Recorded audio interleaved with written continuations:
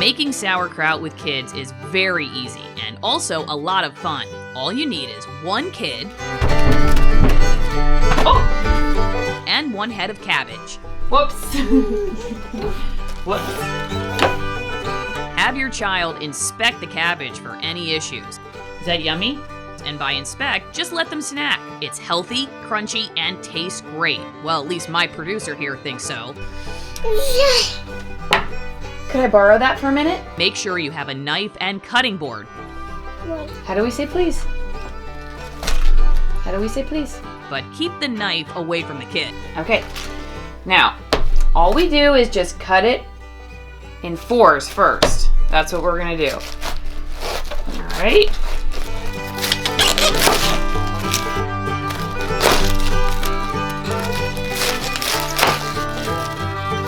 Cut out the core right here. Cut that out. As you can see, You want some? my producer here Okay. can't wait for the next step. Break it up, okay? Like this. Can you break it up? The best part is that making a mess won't ruin the final product at all. In fact, it's just part of the fun.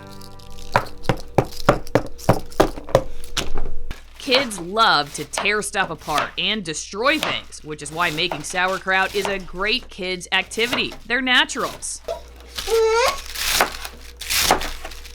You want more? Just make sure with all the fun, you don't forget about your own fingers. Ow! Ooh! Ouch. Better go get a Band-Aid. After you've sliced up your cabbage, get a large mixing bowl and put the cabbage inside it. No. Again, the idea is to keep the cabbage in the bowl. You may also have to chop some of your kids' cabbage to make sure the pieces aren't too big.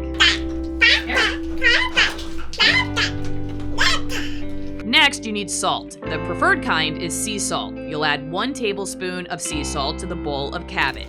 Okay, careful. Now put it in. Yeah, okay, dump it in. There you go. Okay, a little more. I'm adding a tad more than a tablespoon because my cabbage is extra large. You got it? Okay, now dump it in. This is where it gets really fun for kids. Oh, you didn't wash your hands yet, did you? But you might want to wash your hands first. Let's go wash hands. Okay, here. Now that we have clean hands, you ready? Time to start massaging in the salt by mixing up the cabbage. You do the sauerkraut like this. Whoops. Probably need a bigger bowl. Here, I'll get you your own bowl. Ready? I realized we needed a second bowl, and that way my producer here can have her own bowl. Okay, you mix it. And mix it around like this. Keep mixing for about 10 minutes as you feel the cabbage sweating, which means releasing water. Cabbage holds a lot of water, and the salt is pulling it out, which will make the cabbage get smaller in size. Good?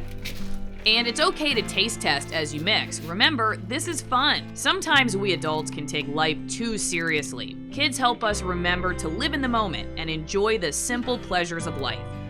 You gonna eat the profits? If you want a bite, take one too. And even if you're missing some cabbage at the end, kids make for great quality control operators. Plus, you don't have to force them to eat their veggies. Once you've mixed the salt and sauerkraut and it's almost half the size as when you started, you're ready to transfer it to a fermentation container. Now we're gonna put it in a jar. I like to use glass containers. Use a wooden stick like this one, which is often called a pounder, a stomper, a tamper, or a smusher downer, and compress the cabbage toward the bottom. I think this was my producer's favorite part. Then just add enough filtered water to cover the top of the cabbage. If your container has an airtight seal, remember to burp it every day, which just means open the lid for a few seconds to let out the gas. And that's it. All you do now is wait for 2 weeks, then you can taste test. Are you ready to taste test our sauerkraut that we made? Okay.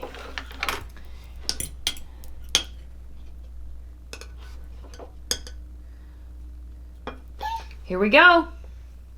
And I forgot to tell you folks before that you can add a weight. See, this is a weight that you can put in it, and it just compresses the cabbage closer to the bottom, and then the water will come to the top. But it's not necessary. You could push it down if you need to with that wooden smusher downer that I showed you earlier. But you could look into getting one of these weights. This is glass. Okay, now for the moment we've all been waiting for. Move this to the side. Smells, I added some dill also, Lily, right? We added dill, so just add a little bit of flavoring. And you're supposed to add that at the beginning. I waited about a week to add mine because I'm new to this. But if you want to add dill or another flavor to it, do it when you put the cabbage in the fermentation container. And drum roll, please.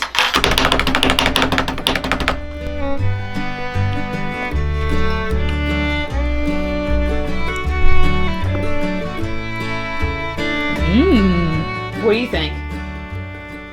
You like sauerkraut?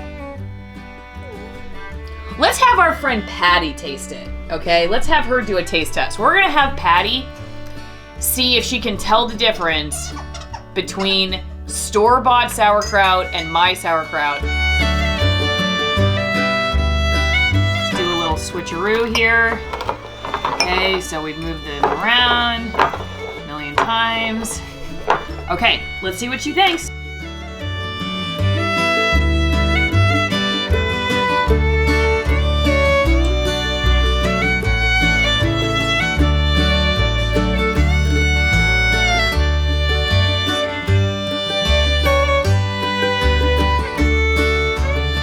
This one is the homemade. That's true. You got it right. Yep. Because I can taste the dill and it's not as salty as the commercial product. Yeah.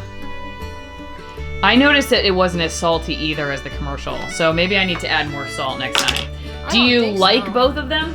I like the homemade one. So I usually don't like sauerkraut because I find it too sour and salty, but I really find this refreshing and tasty, especially with the freshness of the dill.